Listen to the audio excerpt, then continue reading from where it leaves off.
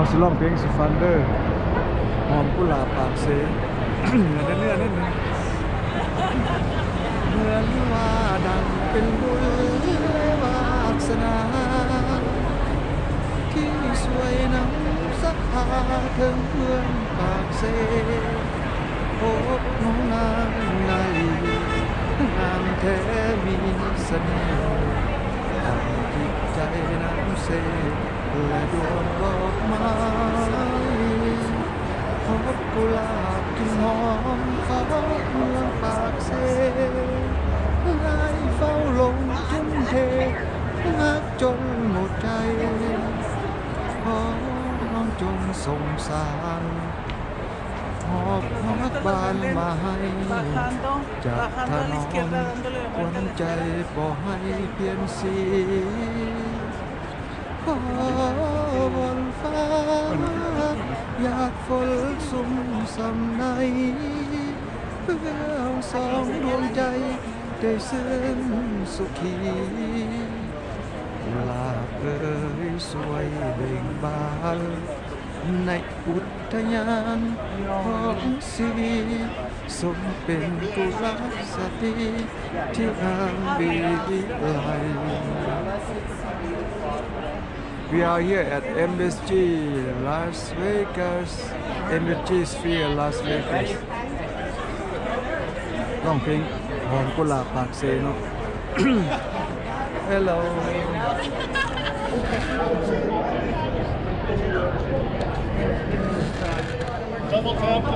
เหมือนว่าดังเป็นบุญและวาสนาที่สวยน้ำสักพาเธอเมืองปากเซพบน้องนางนาลีงามแท้มีเสน่ห์ดังจิตใจน้ำเสและดวงดอกไม้หอมกุหลาบกลิ่นหอมถึงเมืองปากเซเจอกุหลาบกลิ่นหอมของเมืองปากเซให้เฝ้าลงทุ่มเทจนหมดใจน้องเจ้าจงสงสารหอบพักบานมาให้จากถนอมขวัญใจอย่าได้เปลี่ยนสีบนฟ้าอยากฝนสุ่มสำให้เพื่อเอาสองดวงใจเลยซึ้งสุขีกุหลาบเอ่ยสวยเบ่งบานในอุทยานของสีสมเป็นกุลสตรีที่งามวิไลมันบ่ได้เปลี่ยนสีเธอเอาสิร้องเพลงเงินในอีสานบ้านเฮาสิฟังหอมดอกผักกะแยงเนื้อ หอมดอกผักกะแยงยามฟ้าแดงกำลงมาแอบเขียดจะนาหอมยามฟ้าหอมวนเขียดโมเขียดขาคำเหมือนหมอลำพากันมวนเมฆดำอ้อยปันป่วนฝนตกมาสุริสานเมายาตินกับแกถูกฝนแล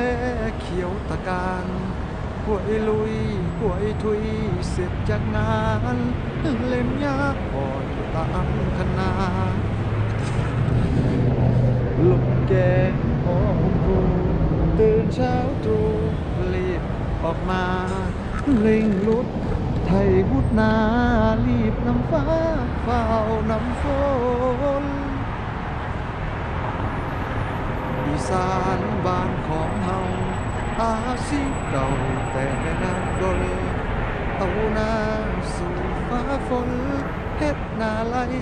บ่ได้เศร้าเฮ็ดนาไหลบ่ได้เศร้ามวนหลายโอ้โอ้โอ้โอ้โอ้โอ้โอ้โอ้โอ้โอ้ เสียงกบร้องอบก็อมลำเนาผักเม็กผักกระเดาผักกระโดนและผักอีหินธรรมชาติแห่งบ้านนาฝนตกมามีของกินฝนแลกแห่งแผ่นดินห้วยบึงน้องแห่งเหือดไหลมาเด้อมาเฮ็ดนามาเด้อลาอย่าเดินพายนับวันจะกลับกายบ่าวสาวไหลเข้ากรุงเสียงแคนกองเสียงสูงตุ้งลุงตุ้งละเล่นตาลุงตุ้งเสียงแคนกองเสียงซออ่อนแล้วอ้อละอ่อนอีแล้วอ้อมาเด้อมาช่วยกันก่ออีสานน้องบ้านของเรา หอมดอกผักกระแยงยามฟ้าแดงลงมาแอบเขียดจะนาร้องยามฟ้าห้องหวนเขียดโมเขียดขาคำเหมือนหมอลำพากันมวลเมฆดำลอยปันป่วนฝนตกมาสุอีสานหนูยาตีนกับแกถูกฝนแลเขียวตะการหวยลุยเสร็จจากงานเล่มยาอ่อนตามคณาลุงแกงพอพุ่มพูตื่นเช้าตรู่รีบออกมาเร่งรุดไทยหุดนารีบนำฟ้าเฝ้านำฝนอีสานบ้านของเฮาอาชีพเก่าแต่นานดลเอาหน้าสู่ฟ้าฝนเฮ็ดนาไรบ่ได้เศร้าเฮ็ดนาไรบ่ได้เศร้ามวนเลยโอ้เนาะโอ้โอ้เนาะโอ้โอ้เนาะโอ้โอ้เนาะโอ้เนาะมวนเอ้ยมวนเสียงกลบร้องก็ลำเนาผักเม็กผักกระเดาผักกระโดนและผักอีหินธรรมชาติแห่งบ้านนาฝนตกมามีของกินฝนแรงแห่งแผ่นดินห้วยบึงน้องแห่งเหงือดไหลมาเด้อมาเฮ็ดนามาเด้อลาอย่าเดินพายนับวันจะกลับกายบ่าวสาวไหลเข้าหนุ่มกรุงเสียงแคนกล่อมเสียงสุงตุ้งลุงตุ้งละเล่นแต่ลุงตุ้งเสียงแคนกล่อมเสียงซออ่อนแล้วอ้อละอ่อนอีแล้วอ้อมาเด้อมาช่วยกันก่ออีสานน้องบ้านของเราเอาจบมาด้วยความสวยงามเนาะ We are here at MSG Sphere Las Vegas จบไปด้วยมาในเพลงอีสานบ้านของเราโอเคสิร้องเพลงสวรรค์แดนห้างสิฟัน คิดถึงเนื้อคิดถึงสวรรค์นั้นใจจะขาดอยู่แล้วด้วยหาน้องแก้ว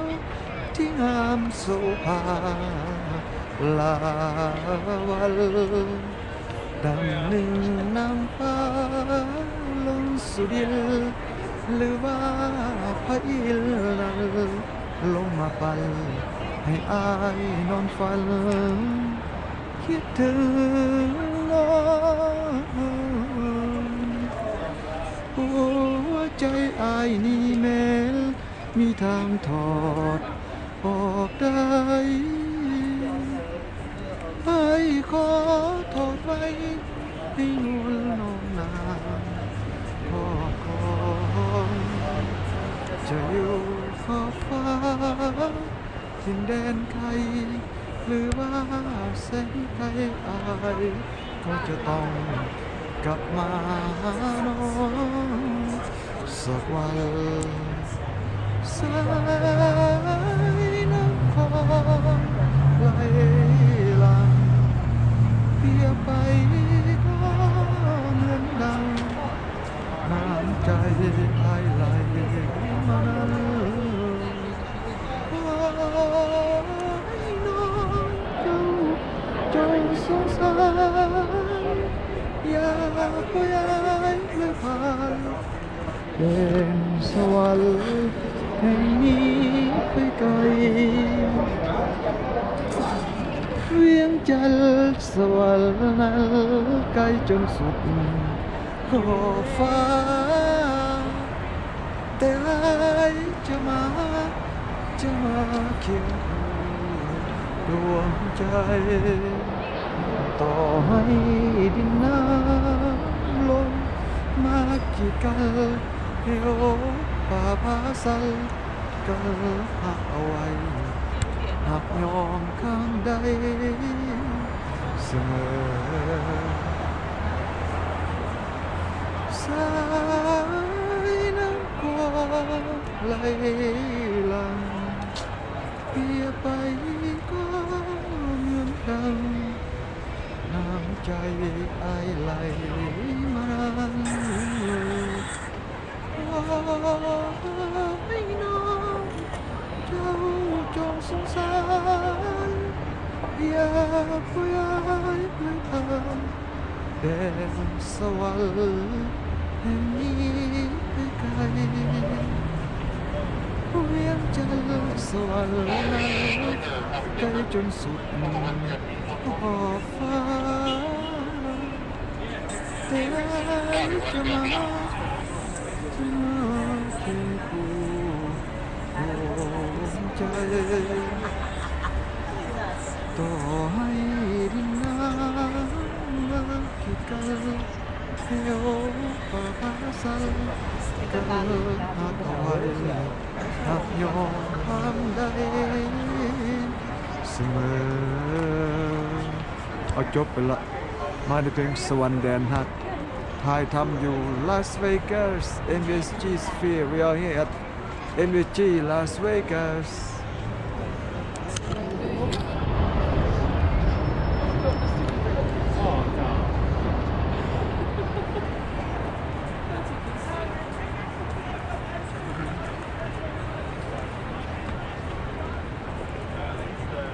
perfect เลยเพชร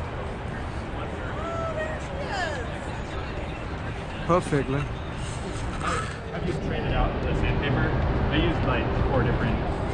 at least like four different circles of sandpaper.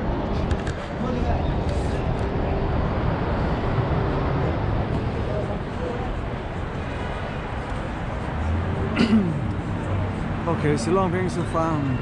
กุหลาบปากเซเหนือเหมือนว่าดังเป็นบุญและวาสนา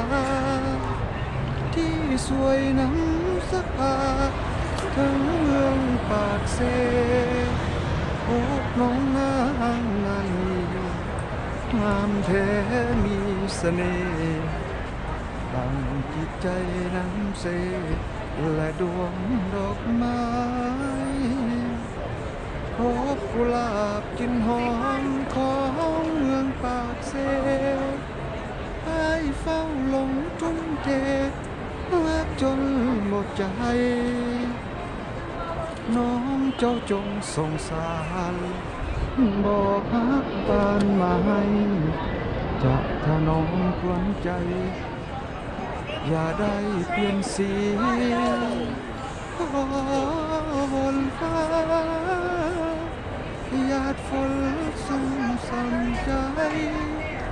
เพื่อเอาสองดวงใจได้สิ้นสุขสันต์กุหลาบเฮ้ยWe are here at MSG Sphere, Las Vegas. All right. Let's look amazing. Amazing, amazing.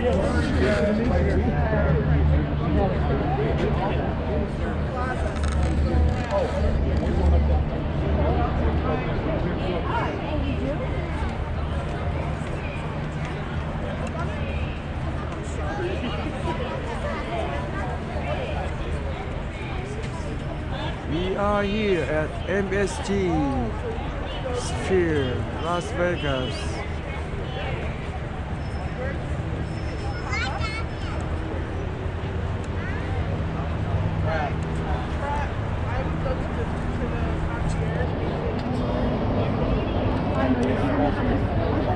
เอาสิลองเพลงกุหลาบหอมกุหลาบปักเซสฟังเหมือนว่าดังเป็นบุญและวาสนา ที่สวยนำสักพาทั้งเมืองปากเซโอ้น้องนางนาลีงามแท้มีเสน่ห์ดังกินใจน้ำเซและดวงดอกไม้หอมกุหลาบกินหอมเ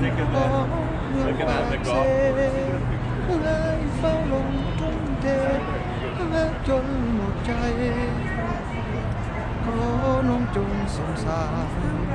หอบรักบานไม้จะถนอมขวัญใจอย่าได้เปลี่ยนสีขอวอนฟ้าหยาดฝนสุ่มสั่งให้เพื่อเอาสองดวงใจได้เสื่อมสุขีกุหลาบเอ๋ยสวยเบ่งบานในอุทยานของสิริสมเป็นกุลสตรีที่งามดีไกลขอวอนฟ้าหยาดฝนสุ่มสมัยเพื่อเอาสองดวงใจได้เสื่อมสุขีลาบเอ๋ยสวยเบ่งบานในอุทยานของสมเป็นกุลสตรีที่งามวิไล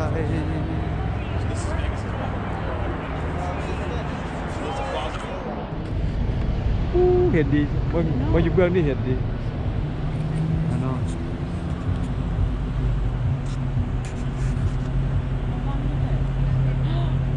perfect แล้วเพชรของเจ้า